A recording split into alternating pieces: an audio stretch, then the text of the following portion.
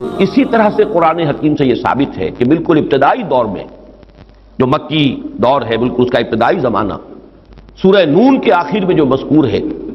کہ یہ کوشش کی گئی تھی کہ کچھ ایسے لوگوں کے ذریعے سے کہ جن کی قوت ارادی ان کی نگاہوں میں بہت مرتکز ہو جاتی ہے، یہ عملیات میں ایک خاص معاملہ یہ بھی ہوا کرتا تھا، اور اب بھی شاید کچھ لوگ یہ پریکٹس کرتے ہیں کہ اگر باقاعدہ ریاضت کر کے اپنی نگاہوں میں ایک خاص قسم کی تاثیر پیدا کر لی جائے، بلکہ مولانا امین احسن اصلاحی صاحب نے اس کا تذکرہ کیا تھا ایک مرتبہ جب زمانہ طالب علمی میں نے 2 تربیت گاہیں منعقد کی تھیں، اور اس میں درس قرآن مولانا اصلاحی صاحب نے دیا تھا کہ آج کل بھی بعض لوگ یہ کرتے ہیں کہ رات کے پچھلے پہر اٹھ کر نہا دھو کر سفید براق کپڑے پہن کر پھر بیٹھتے ہیں اور کسی بالکل سفید کاغذ پر ایک چھوٹا سا نقطہ لگاتے ہیں اور پھر نگاہوں کو اس پر جمانے اور مرتکز کرنے کی مشق کرتے ہیں۔ کتنی دیر تک پلک جھپکے بغیر آپ اس نقطے کو دیکھ سکتے ہیں۔ اگر یہ مشق کی جائے، یہ ایکسرسائز کی جائے، یہ ریاضت کی جائے تو آنکھوں میں ایک ایسی چمک پیدا ہو جاتی ہے کہ اگر گھور کر کسی کو دیکھا جائے تو اس کی قوت ارادی کو آپ مزمحل کر سکتے ہیں، وہ ایک دم دبا ہوا محسوس کرے گا اور آپ کا غلبہ اس کے اوپر ہو جائے گا نفسیاتی اعتبار سے۔ اسی طریقے کا کوئی عمل تھا جو نبی اکرم صلی اللہ علیہ وسلم پر بھی آزمایا گیا تھا۔ لَيَزْلَقُونَكَ یہ آیا ہے سورہ نون کے آخر میں، بِأَبْصَارِهِمْ لَمَّا سَمِعُوا الذِّكْرَ، یہ لوگ چاہتے ہیں کہ اپنی نگاہوں کے ذریعے سے آپ کو پھسلا دیں، آپ کے قدم ڈگمگا دیں، آپ کی قوت ارادی کو کچل دیں۔ لَمَّا سَمِعُوا الذِّكْرَ وَيَقُولُونَ إِنَّهُ لَمَجْنُونٌ، جس وقت کہ سورہ نون کے آغاز میں بھی آیا ہے تذکرہ کہ حضور کو کہا گیا کہ آپ کو جنون کا کوئی عارضہ ہو گیا ہے یا آپ پر کوئی آسیب آ گیا ہے، اور آخری آیت بھی جو ہے وہ آخری حصے میں پھر اسی کا یاد ہے، فَإِنَّهُمْ لَيُزْلِقُونَكَ بِأَبْصَارِهِمْ لَمَّا سَمِعُوا الذِّكْرَ وَيَقُولُونَ إِنَّهُ لَمَجْنُونٌ وَمِن شَرِّ حَاسِدٍ إِذَا حَسَدَ، اور حسد کرنے والے کے حسد سے جبکہ وہ حسد کرے۔ اب حسد کے ساتھ ہی نوٹ کر لیجئے، اگرچہ یہاں تو مذکور نہیں ہے، یہ نظر کا لگ جانا، عین العین حق، بعض روایات میں آیا حضور نے فرمایا اس کے اندر اثر ہے۔ انسان کسی حاسدانہ نگاہ کے ساتھ کسی پر نگاہ ڈالتا ہے، اس میں ایک زہر ہے، یہ نگاہیں مسموم ہیں، اس میں زہر ہے موجود، سمی اثرات ہیں اور اس کے اثرات میں تو پڑتے ہیں۔ اور یہ جیسا کہ میں عرض کر رہا تھا کہ جدید دور میں جادو کے لیے بھی مثلاً حضور کے بالوں کی ضرورت پڑی، اور یہ جینیٹکس کے حوالے سے اور جینز کے حوالے سے بات آج سمجھ میں آ جائے گی، اس لیے کہ جن ارواح خبیثہ کے ذریعے سے آپ کو کام لینا ہے وہ جادو تو وہاں پڑا ہوا ہے اس کنویں کے اندر، وہ جو بھی تاثرات ہیں انہیں تلاش کرنا ہے، ان اثرات کو اس شخص معین کو، جس شخص معین پر جادو کرنا مقصود ہے، اور اس کے وجود کا کوئی جز جس کے کہ وہی جینز ہوں گے کہ جو ان کے اپنے وجود کے ہیں، ان کے حوالے سے گویا کہ یہ ایک راستہ ہے، یہ اس کی آئیڈینٹیفیکیشن کا ایک ذریعہ ہے۔ اسی اعتبار سے یہ حسد یا یہ نگاہ کا لگ جانا، میں سمجھتا ہوں کہ آج کی فزکس اگر تھوڑی سی بھی آپ پڑھیں تو ریڈیشنز نگاہ پار ہو جاتی ہے انسان کے، ایسی بھی تو ریز ہے نا، ایکس ریز کیا ہے آپ کے وجود میں سے گزر جاتی ہے، یہ ultraviolet infrared rays, یہ تمام کی تمام ایکس ریز یہ کیا ہے، وجود کو چیر کر گزرتی ہیں، تبھی تو اس فلم کے اوپر اثر پڑتا ہے جو فلم کے پیچھے لگی ہوئی اور آپ سامنے کھڑے ہوئے ہیں، آپ کی ہڈیاں علیحدہ نظر آ رہی ہیں اور گوشت جو ہے وہ علیحدہ نظر آ رہا ہے، یہ تمام چیزیں آج سمجھ میں آتی ہیں۔ اور وہ فوٹونز جن کا میں نے ابھی عرض کیا 1 ملین 5 دفعہ کہیے 30 صفریں لگائیے ایک پر تو 1 ملی میٹر کا اتناواں حصہ جو ہے وہ ایک فوٹون ہے، یہ تو وجود کے اندر سرایت کر کے کہیں سے کہیں نکل جانے والی چیزیں۔ ان ریڈیشنز کے حوالے سے ایٹمک ایکسپلوژن جو ہے اس کی ریڈیشن ہے جو آپ کو معلوم ہے کہ جو ذرا ذرا سے حادثے ہو رہے ہیں، چرنوبل میں ہوا ہے، کہیں ہو گیا تھا بھوپال میں، اور اس کی پھر ریڈیشنز کے کیا کیا اثرات ہوئے وہ شے نظر تو نہیں آتی، غیر مرئی چیزیں۔ آج کی دنیا میں جب آپ ESP کو مان رہے ہیں، ایکسٹرا سینسری پرسیپشن، نہ آپ کے کانوں کے ذریعے سے آپ کو پرسیپشن حاصل ہوئی ہے، نہ آنکھوں کے ذریعے سے، آپ کے سینس آرگنز انوالوڈ ہی نہیں ہے، but you are having perception, extrasensory perception. اسی طریقے سے ٹیلی پیتھی ہو رہی ہے، ایک بات آپ اپنے دل کے اندر، اپنے ذہن کے اندر جماتے ہیں، مرتکز کرتے ہیں، اور جس شخص کے ساتھ آپ چاہتے ہیں رابطہ اس تک اس بات کو منتقل کر دیتے ہیں، یہ سب کچھ کیا ہے؟ اس کے بعد تو اس دور میں بھی اگر کوئی لوگ بات کریں من شر حاسد اذا حسد، اور عقد کے ساتھ اس کو جوڑا گیا ہے، ومن شر النفاثات فی العقد ومن شر حاسد اذا حسد، لیکن محض ردیف یا قافیہ یا فواصل کی رعایت سے قرآن میں کچھ نہیں ہے، وہ اس کا ایک فیکٹر، اس کا ایک عامل ہو سکتا ہے لیکن محض اس کی بنا پر نہیں مانا جائے گا، تو اس میں یقیناً کوئی اور حکمت ہے، اور وہ حکمت تقسیم کی گئی ہے۔ ہمارے مفسرین نے تو اس کو یوں بیان کیا ہے کہ ایک حسد وہ ہے کہ جو دل میں پیدا تو ہے، آدمی کے اندر ہے، لیکن یہ کہ وہ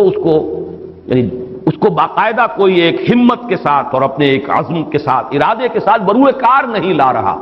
تو اس حسد کے اثرات نہیں ہوں گے، اس سے پناہ مانگنے کی ضرورت نہیں ہے۔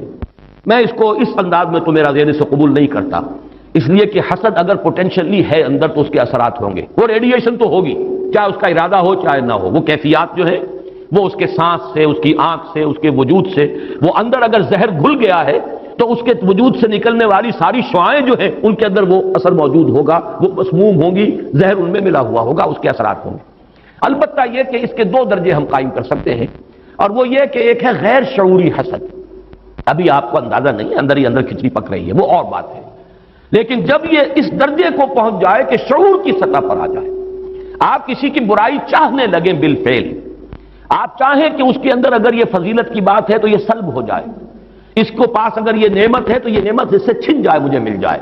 یہی ہے اصل میں جس کو غبطہ اور حسد کا فرق کہا جاتا ہے۔ اور ایک جگہ پر حضور نے ایک حدیث میں لفظ حسد استعمال کیا ہے، لیکن مراد اس سے غبطہ ہے۔ لا حسد الا فی اثنین، کوئی حسد نہیں کیا جانا چاہیے سوائے دو اشخاص سے، ایک وہ جسے اللہ نے علم دیا ہے اور وہ علم پھیلا رہا ہے تو اس سے بھی اگر حسد پیدا ہو جائے تو کوئی بری بات نہیں، کوئی اچھی بات ہی ہے، اور ایک یہ کہ کسی کو اگر دولت دی ہے وہ دولت پھیلا رہا ہے اور عام کر رہا ہے، لوگوں کو اس کے خلق کے لیے خرچ کر رہا ہے تو اس سے بھی حسد۔ لیکن یہاں حسد غبطہ کے معنی میں، غبطہ یہ ہے کہ کسی میں کوئی خیر آپ کو نظر آئے تو آپ اللہ سے دعا کریں پروردگار مجھے بھی یہ خیر عطا کر دیں، یہ غبطہ ہے۔ اور حسد یہ ہے کہ اس سے یہ شے چھن جائے، یہ ہے در حقیقت کے جو بری شے ہے کہ کسی نعمت کا کسی دوسرے شخص سے سلب ہو جانا، اس کی خواہش جب پیدا ہو جائے اور جب یہ شعوری سطح پر آ جائے، یعنی ایک ہے اس کا ایک وہ جو جس سے کہ ابھی اتنی اس کی انٹینسٹی نہیں ہے کہ اس سے وہ ریڈیشن ہو، اس کی انٹینسٹی اس وقت ہوگی جب کہ وہ شعور کی سطح پر آ گئی اور انسان جو ہے جل رہا ہے حسد کی آگ میں اور چاہتا ہے کہ یہ نعمت اس سے سلب ہو جائے، یہ فضیلت جو ہے اس سے چھن جائے، تو یہ شے وہ ہے یقیناً کہ اس کے اثرات، اس کو میں اس وقت جدید فزکس کی اصطلاح میں ریڈیشن کے ذریعے سے اس میں لفظ واضح کر رہا ہوں، اس کے اثرات ممتد ہوتے ہیں، اور اس کے شر سے بھی پناہ مانگنے کی یہاں ہمیں تلقین کی گئی۔ تلقین محمد الرسول اللہ صلی اللہ علیہ وسلم کو ہوئی اور آپ کی وساطت سے ہم سب کو ہو رہی ہے۔ قل اعوذ برب الفلق من شر ما خلق ومن شر غاسق اذا وقب ومن شر النفاثات في العقد ومن شر حاسد اذا حسد۔ میں جب بھی یہ سورت پڑھتا ہوں تو اگرچہ یہ کہیں مجھے یعنی کوئی معصور تو یہ شے نہیں ملی ہے، لیکن اس کے فوراً بعد بالکل کسی تصنع کے بغیر میرے یہ الفاظ بھی زبان پر آ جاتے ہیں، اللہم انی اعوذ بک یا رب الفلق من شر ما خلقت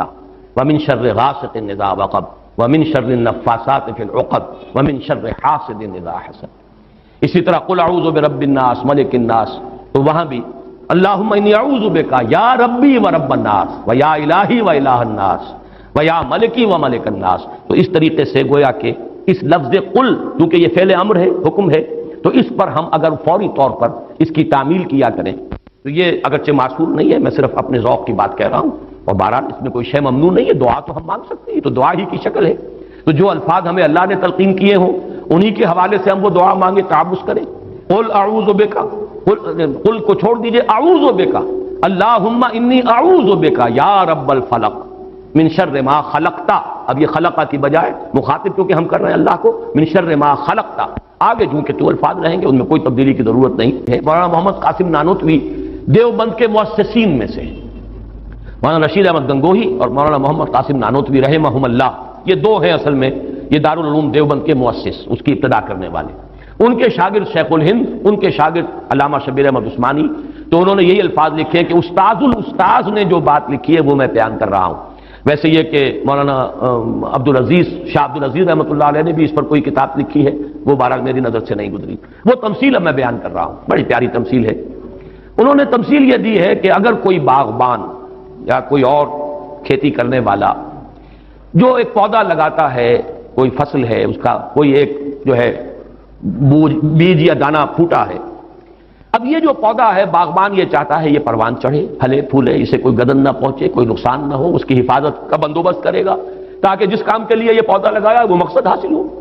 پودا تو مقصود نہیں ہے، مقصود تو اگر آم کا پودا ہے تو آم کا پھل اس سے حاصل کرنا مقصود ہے۔ تو چار قسم کی اس کے اوپر آفات آ سکتی ہیں۔ پہلی آفت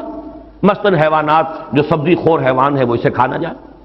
لہذا کوئی ڈالا آپ اس کے گرد جالی لگاتے ہیں، کوئی باڑ لگاتے ہیں، اس سے بچاتے ہیں۔ اور یہ جو جانور آ کر کھائے گا، بکری فرض کیجیے کھا جاتی ہے آ کر، تو یہ کوئی اس کی نیت آپ کو ضرر پہنچانے کی نہیں ہے، یہ اس کی طبعی ایک خاصیت ہے،